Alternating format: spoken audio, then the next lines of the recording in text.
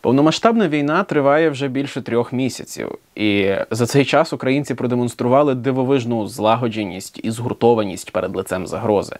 Багато хто вже встиг зауважити, скільки історичних паралелей сьогодні оприявнюються на практиці, скільки подій минулого сьогодні резонують із тим, що ми спостерігаємо у повсякденні. Я хотів би розповісти про 4 діячів із нашого минулого і про те, як їхні погляди на свободу, вільний вибір та співіснування людей у світі заповідають і де в чому визначають те, що ми спостерігаємо навколо себе. Як ми з вами у певному сенсі природно застосовуємо їхні погляди, коли до цього приходить необхідність.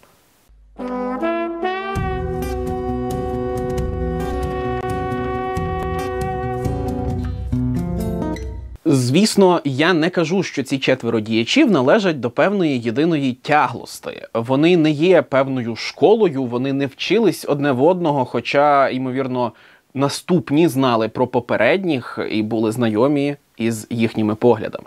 Мені ж йдеться скоріше про те, як певний тип мислення, певний погляд на свободу природно реалізується у ставленні до реальності незалежно від філософських чи політичних поглядів. А філософські і політичні погляди цих 4 діячів були надзвичайно різні. Ці риси я розглядатиму переважно крізь призму екзистенціалізму. У спрощених поняттях це філософія, в основі котрої лежить саме вибір. Для того, щоб стати людиною, ми повинні бути здатними на моральний вчинок. А для того, щоб вчинити морально, ми повинні опинитися в ситуації, де у нас буде опція вчинити неморально. І саме цей вибір, здатність прийняти правильне рішення у критичний момент, і робить нас людьми. Мораль дозволяє нам по-різному оцінювати схожі або ідентичні події, зважаючи на те, у якій ситуації і в якому середовищі вони відбулися. Скажімо, поза межами поняття вибору, канібалізм – це завжди нелюдська і неприйнятна практика. Проте канібалізм екіпажу Есекса, канібалізм в Україні в часи Голодомору і канібалізм Бокаси – це 3 надзвичайно різні ситуації з погляду моралі. Саме тому, що для нас важливий контекст. Інакше кажучи, нас, як людей, творить те, яким чином ми використовуємо свою свободу. Бароко. Григорій Сковорода. Творчість Григорія Савича належить до пізнього українського бароко, а до всього густо замішана на античних текстах. Це означає, що тексти Сковороди, окрім того, що формально складні і малозрозумілі для сучасного читача, ще й контекстуально малозрозумілі. Для того, щоб нормально читати і розуміти Сковороду, потрібно прочитати щонайменше більшість античних авторів, котрих читав він сам. На щастя, за нас із вами це вже зробив світлої пам'яті Леонід Ушкалов, котрий уклав ось це прекрасне видання. Тому, якщо ви хочете саме краще зрозуміти філософію Григорія Сковороди, я дуже раджу замовити його у видавця Олександра Савчука і попрацювати принаймні із тими текстами, які ви уже читали раніше. Передумови поглядів Григорія Сковороди значною мірою криються у козацькій державі 17 століття. Ця держава була збудована на політико-філософській концепції, котру можна звести до 2 слів – права і вольності. Причому і права, і вольності стосувались усіх соціальних станів. Так, навіть гетьмана обирали і загалом могли зняти, якщо він не відповідав займаній посаді. Простий селянин міг подати до суду на шляхтича і у багатьох випадках розраховувати на розгляд на його користь, якщо рація була саме за селянином. Верховенству цього, хоч багато в чому все ще звичаєвого права, підлягали всі, а корениться воно у ще глибшому минулому, принаймні у 15 столітті та литовських статутах, які своєю чергою сягають іще раніших часів і перших законодавчих кодексів, які з'явилися на території Руси. Проте саме у Речі Посполитій оця ідея прав і вольностей досягла свого логічного завершення. І коли з'явилась козацька держава, багато філософії права із Речі Посполитої перемандрувало і в неї. У XVIII столітті, коли жив Григорій Сковорода, саме Богдан Хмельницький та його повстання лежали в основі національної, наскільки можливо вживати це слово про той час, політичної ідеї. Натомість Володимир і Ольга, про котрих ми сьогодні подумаємо радше в першу чергу, належали до ідентичності релігійної. Ця розбіжність виллється нам у багато проблем з Росією впродовж історії, але тут я поговорити хочу про інше. У своїй поемі «Де лібертате», тобто про свободу, саме Богдана Хмельницького Сковорода називає «отцем вольності». А концепція вольності ключова для філософії Сковороди. Причому наголошує він на ній значно потужніше, ніж і раніші українські, і раніші польські автори, ніби протиставляючи себе їм. І зараз розглянемо це трішки детальніше. Ще з 1620-х років і в польській, і в українській поезії був поширений мотив «аура лібертас» – «золотої вольності». Свободу, відповідно, порівнювали із золотом, а право людини обирати і здатність людини самій розпоряджатися власним життям була наріжною ідеєю, на якій трималась Річ Посполита. Проте Сковорода наче висміює ці раніші підходи, коли уже у своєму вірші протиставляє золото болоту, що теж було надзвичайно поширеною римою. Він оприявнює цю розбіжність між двома метафорами, котрі просто існували в поезії. З одного боку вольність золота, а з іншого боку золото – це просто болото. І це доволі таки нелогічно. «Что то за вольность, добро в ней какое? Инны говорять, будто золотое. Ах, не златое, если сравнить злато, проти вольности є ще оно блато». Зв'язок між Хмельницьким і свободою, який нам пропонує Сковорода, водночас і філософський, і політичний. Так, політичні рішення Хмельницького, як то його бунт проти Речі Посполитої і зрештою вихід із неї, та політичні імплікації цього рішення, тобто утворення самостійної козацької держави, є ніби відображенням його персональних поглядів і світогляду. Взагалі, ось цей резонанс між персональним і суспільним, чи радше акцент на тому, яким чином персональне відображається на суспільному і впливає на нього, є однією із ключових тем у філософії Сковороди загалом. Для Сковороди існує чіткий зв'язок між свободою, совістю та глуздом. Наділена совістю людина здатна усвідомлювати наслідки своїх дій та нести за них відповідальність. Так само можна сказати, що людина свідома себе, коли вона чинить згідно із совістю, шукає орієнтиру у самій собі, котрий дозволить їй правильно відділяти коректне від некоректного і належне від неналежного. Прикметно, що в російській мові саме слово «свідомий» стало настільки жорсткою образою на адресу українців. Як приклад зв'язку між совістю та глуздом можна взяти вірш Григорія Сковороди «Всякому городу нрав і права». У ньому він перелічує багато різних типів марнотної поведінки, до якої вдаються люди у своєму житті. «Тот непрестанно стягает грунта, сей іностранні заводить скота, той формірує на ловлю собак». І всі ці різновиди марноти він протиставляє власному підходу. «А мені одна тільки в світі дума, як би умерти мені не без ума. Хто ж на їя, тобто смерти, плюєт острую сталь? Тот, в кого совість, як чистий хрусталь». Свобода ставить перед нами вибір, а ум, чи то глузд, дозволяє нам у цій ситуації вибору прийняти рішення згідно зі своєю совістю. Це і є екзистенційний принцип самореалізації у межовій ситуації, тільки висловлений у категоріях барокової філософії XVIII століття. Тому, з погляду Сковороди, найвищою цінністю для людського розуму є самопізнання, тому що, пізнаючи самих себе, ми здатні ліпше розуміти власні потреби, обґрунтованіше і осмисленіше приймати рішення, а також розуміти, де закінчуємось ми і де починається простір інших людей, на яких нам потрібно зважати. Він використовує образ Наркіса, мислителя, що споглядає власне відображення у плесі, аби зрозуміти самого себе і відтак краще тямити, як чинити. Це і є джерелом блаженства за Сковородою. Або, як пише він сам, Блажен муж, котрий знайде в своєму домі джерело втіхи. Самопізнання потрібне ще й тому, що різні люди мають різні потреби, які ми не здатні задовільнити, просто наслідуючи інших людей.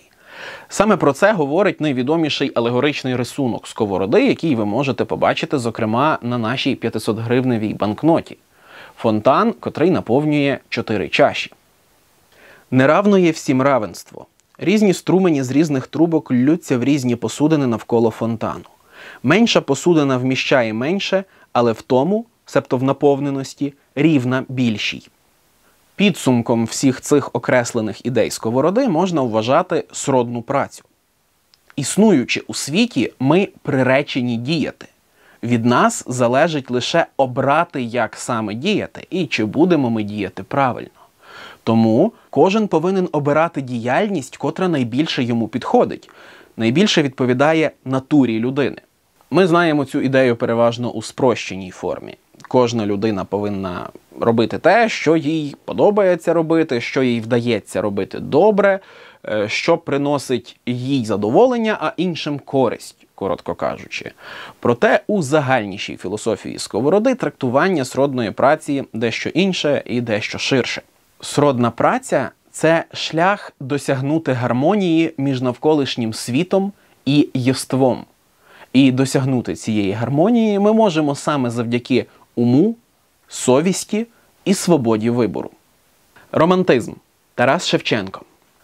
Невдовзі після Сковороди, 1783 року, Російська імперія остаточно скасувала всі вольності, які на той момент ще лишалась, і запровадила на українських землях повноцінне рабство. І так, я знаю, що в підручниках з історії це називають терміном кріпацтво, але кріпацтво було в Австрійській імперії. В Російській імперії після Катерини II було саме рабство. Селяни не мали жодних особистих прав, вони не мали жодних особистих свобод, а також вони буквально були товаром, тобто їх могли купувати і продавати окремо від землі, на якій вони жили. Власне, кріпацтво, тому що селяни прикріплені до землі. Рабство, тому що вони самі є товаром, який рухається незалежно від інших. І так, поки ви не встигли щось заперечити, ні кріпацтво, ні рабство не є нормою, але різниця між цими двома термінами доволі значна. Просто тому, що називаючи рабство кріпацтвом, ми дещо спрощуємо картину, яка відбувалася впродовж 100 років на території України. Так от, Тарас Шевченко народився рабом. Його помітили за хист до малювання, зрештою його помітили інші художники, котрі зрештою підзбирали грошей і викупили його із рабства. Паралельно Шевченко писав українську поезію, за що деякі його друзі, зокрема, скажімо, Іван Сошенко, навіть засуджували його, бо вважали це непотрібним, несерйозним і небезпечним марнуванням таланту. Зрештою, саме за свої непотрібні та несерйозні вірші Шевченко опинився на засланні з забороною писати і малювати, але цю історію ви уже всі знаєте зі шкільного курсу. Саме його несерйозні та небезпечні вірші зробили його нашим національним поетом. Основний історичний мотив у віршах Шевченка доволі простий. Ті вольності, котрі існували іще в межах живої пам'яті і про котрі він чув від людей, що були їхніми свідками, у його час уже повністю ліквідовані. Хоча минуло не так багато, нагадую, рабство запровадили 1783 року, а Шевченко народився лише 1814-го. Тобто для нього це ще було геть безпосереднє минуле. Поезія Шевченка описує злий і грішний світ, у якому донедавна рівні і рівноправні люди чомусь поділились на панів і рабів. Він абсолютно справедливо звинувачує в цьому Росію, проте не знімає відповідальності із самих українців, котрі були раді скористатися можливостями, які їм давала імперія. Навіть якщо ці можливості означали ставитись до своїх співвітчизників буквально як до тварин. Тому, згідно з його світоглядом, оскільки всі люди є фундаментально братами, пригноблені мають право на повстання і, власне, зобов'язані це робити у певному сенсі. Так, Шевченко далекий від оптимістичного прочитання Сковороди, проте їхній підхід до свободи як верховної цінності насправді відрізняється дуже мало на глибшому рівні. Другий важливий момент – це те, що самі рабовласники повинні пам'ятати, що вони також українці. Якщо джерелом свободи для Сковороди є Бог, то у Шевченка, по-перше, це знаменитий, а до того я не знаю Бога, а по-друге, він апелює до більш соціальних проблем. Для нього ключовими у питаннях свободи є компатріотизм і солідарність, усвідомлення того, що твій ближній, така сама людина, як ти. Звісно, селяни, котрі зранку до ночі працюють на панщині, не мають часу замислитись про те, що саме вони втратили, чи чому саме вони це втратили, але освіченим рабовласникам у цьому сенсі пробачення немає. І саме тому, можливо, образи майбутнього у Шевченка настільки апокаліптичні, як хоч би у «Посланії». «Розкуються незабаром заковані люди, настане суд, заговорить і Дніпро, і гори, і потече сторіками кров у синє море дітей ваших». Звісно, тут легко прочитуються мотиви Великої Французької революції, проте ці мотиви Великої Французької революції із її акцентами на свободі, рівності та братерстві падають на ґрунт старішої пам'яті про вольності, які тут уже були. Свобода – це не щось, що ми повинні вибороти і здобути. Це те, що ми донедавна мали і що ми тепер повинні собі повернути. Можна сказати, що у цьому випадку, цитуючи Французьку революцію, Шевченко і чужого научався, і свого не цурався. Відповідно, на відміну від Франції, свобода у Шевченка – це не політичний ідеал і навіть не певна ідеологічна мета. Це саме романтична розповідь про давню славу, минулу золоту добу, яку ми втратили. Причому втратили буквально кілька десятків років тому. Соціалізм. Іван Франко. У 19 столітті більшість українських земель перебували під контролем Російської імперії. Проте не всі. Галичина, Буковина і Закарпаття відійшли до Австрії. І там ситуація була іншою. Якщо про першу половину 19 століття ще можна дискутувати, то після Валуєвського циркуляру у Російській імперії можна стверджувати, що стан української культури в Австрії був просто блискучий. Звісно, у порівнянні. Так, звісно, українські селяни все ще були неосвічені, все ще були голодні і бідні, і все ще працювали на панів, але при цьому вони бодай не були особистою власністю.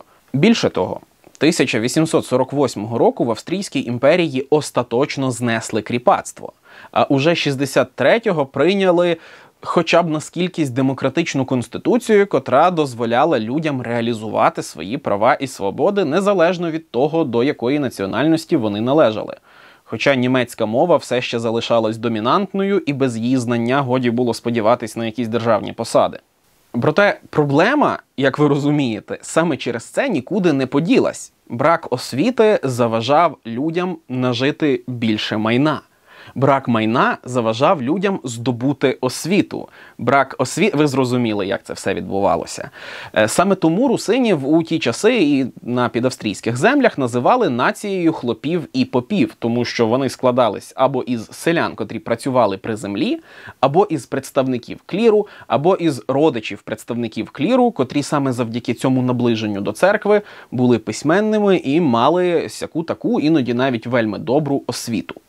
Але, звісно, що такий брак освіти і політичної самосвідомості не міг не мати побічних ефектів.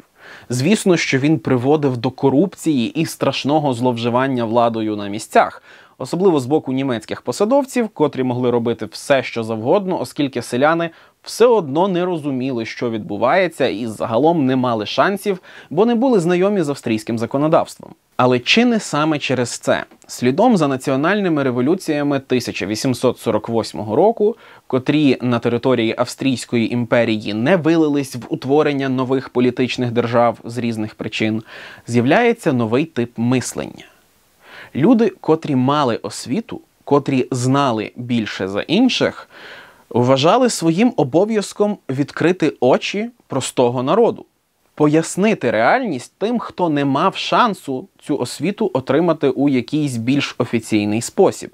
Ці люди розуміли, що належний опір імперії неможливий без внутрішньої консолідації підкорених народів. А тому потрібно підвищувати загальний рівень освіти і давати людям спільне розуміння того, що відбувається. Давати їм спільне розуміння належності до одного народу, об'єднаного єдиними ідеалами і бажаннями. Погляди Франка найточніше можна описати як поступовий перехід від більш-менш класичного соціалізму до націонал-демократизму. Він доволі швидко розчарувався у марксистському прочитанні суспільного прогресу. Для нього поступ – це те, що можливо лише виховати і виростити, але ніяк не нав'язати. Відповідно, людина, котра володіє знанням, що може принести суспільну користь, до певної міри зобов'язана ділитися цим знанням. Оскільки користь громади є також користю для кожного індивіда у цій громаді, і для людини, що ділиться знанням, зокрема. Як сам Франко формулює цей підхід у своїх каменярах, ми невольники, хоч добровільно взяли на себе пута, ми рабами волі стали, на шляху поступу ми лиш каменярі.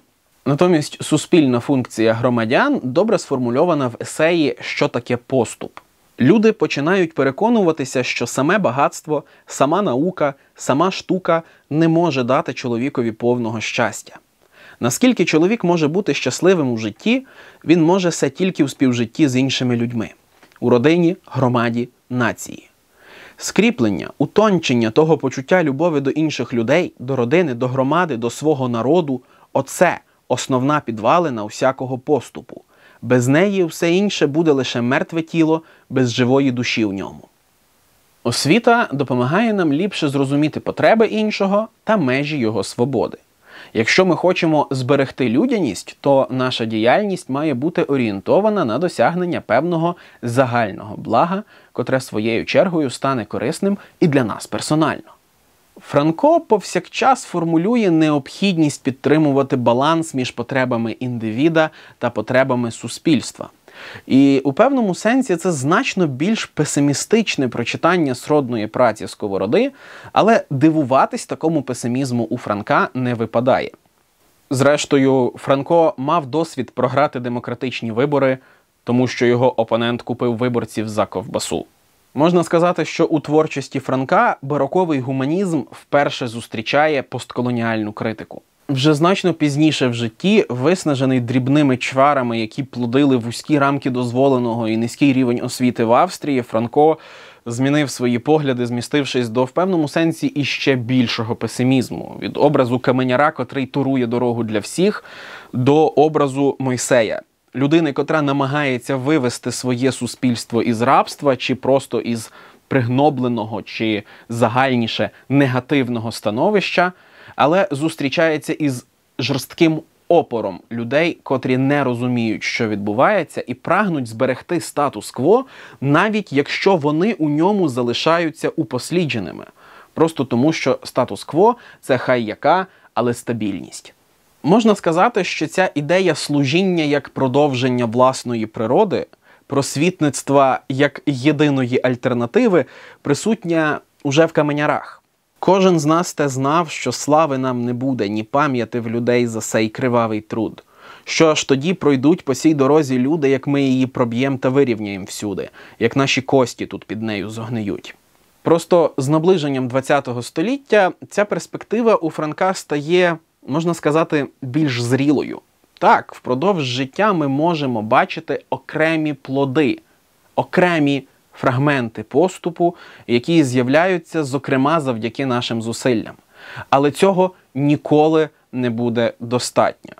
Якщо для Сковороди сродна праця – це щастя і загалом остаточна мета у житті, то рядок Франка на цю тему, я думаю, ви всі знаєте. В праці «Сконать». Анархізм. Нестор Махно. Після жовтневої революції з'явилося багато різних партій комуністів, анархістів, соціалістів та іншої лівиці. Звісно, що після жовтневої революції проблема землі на колишніх сільськогосподарських і рабовласницьких територіях стала особливо гостро. Тому що, знову ж, минуло не так багато часу, відколи селяни одержали землю, за яку вони ще й виплачували компенсацію десятиліттями після звільнення з рабства. А ще й перші відносно заможні селяни з'явилися геть нещодавно. Тому навряд чи випадає дивуватися, що на степових територіях України багато хто намагався повернутись до логіки, за якою раніше діяли козаки, котрі раніше жили на цих територіях. Махно у нашому сьогоднішньому переліку абсолютний виняток. По-перше, він єдиний з усіх перелічених неписьменник.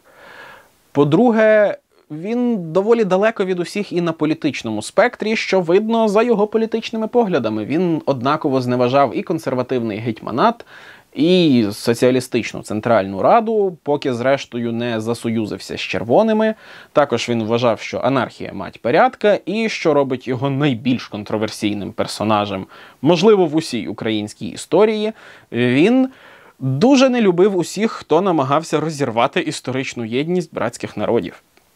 І, звісно, те, що він, здається, абсолютно щиро вважав росіян братами, далеко не єдиний непевний момент у його біографії і поглядах. Проте мені видається, що саме у цій його контроверсійності на політичному полі, полягає частина його диявольської принадності. Мало хто з нас підпишеться під політичними поглядами Махна, особливо у тих формулюваннях, які вживав він, але багато хто з нас підпишеться під естетичною красою того, що Махно почав означати в українській культурі. І те, що нам може подобатись його стиль, хай навіть ми не приймаємо його ідеї, як на мене, доволі симптоматично. Тому що ключові орієнтири Махна нам усім доволі таки зрозумілі. Це ідея абсолютної вольності. Вольності і персональної, і суспільної. Ідея суспільства, у якому суспільне буквально диктоване зусиллям індивідів, оскільки немає державного апарата, здатного їм диктувати. Ну і зрештою ідея забирати свою землю у людей, котрі її з погляду селян у них забрали свого часу, також абсолютно зрозуміла і з погляду більшості людей, либонь, заслуговує принаймні співчуття. Інакше кажучи, Махно при всіх його контроверсіях на рівні ідеї, на рівні тієї ідеї, котра зараз існує у нашому інфополі, це образ справедливого бунту. Насправді абсолютно не чужий трьом переліченим раніше діячам. Оця найвідоміша теза про те, що анархія – мати порядку, вона, власне, про те, що люди повинні діяти відповідно до власних орієнтирів. Не покладатись на жодну центральну владу, котра все вирішить за них, тому що центральна влада не здатна буде вирішити це так ефективно на їхню користь, як вирішили б самі люди. Якщо ж зусилля потребує спільної дії, то для нього люди, котрі хочуть досягти однакового результату, просто повинні об'єднатись і діяти як громада, що складається з однакових рівноправних індивідів.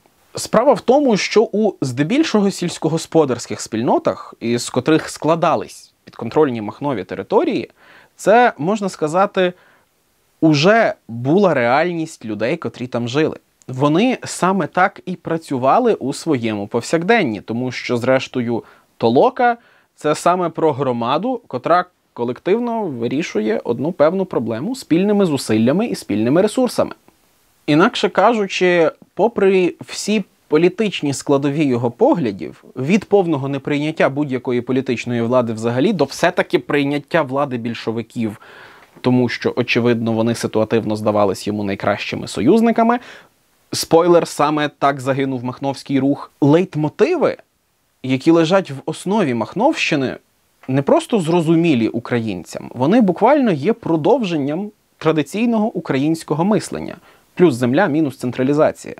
Це ідеї співпраці та кооперації, у яких обов'язком індивіда є користь для своєї громади. І саме ця ідея позбавлена будь-яких російських, радянських, більшовицьких чи інших наративів. Це те, під чим багато хто з нас, либонь, легко підпишеться, незалежно від того, хто саме її пропонуватиме. Бароковий філософ, романтик, соціаліст, що став націонал-демократом, чи анархіст. Ці ідеї лейтмотивом проходять через історію української політичної і соціальної думки практично незалежно від решти поглядів. Тому цілком можливо, що саме ці ідеї і є тим, що дозволяє нам відділяти своїх від чужих, і тим, що змушує нас все ж вважати Махна видатним українським діячем, незалежно від усієї іншої маячні, в яку він вірив, і, що найсумніше, згідно з якою він діяв. Замість прощання я хотів би записати відповідь Владу Сорду, він же друг Змій, та іншим людям із 93-ї бригади, котрі у своїх відео з передової постійно радять твою підпільну гуманітарку. І я вам гарантую, що ця бригада, цей батальйон пожене Кацапа аж до кордону. Тільки п'яти будуть блищати. От. Передавайте вітання пану Борису Джонсону, її величності. Купуйте книги видавництва Дім Химер. Дивіться твою підпільну гуманітарку. Слава Україні! Я радий, що стільки людей підтримують наші збори коштів на допомогу їм. І я дуже сподіваюся, що ми тут не підведемо вас там.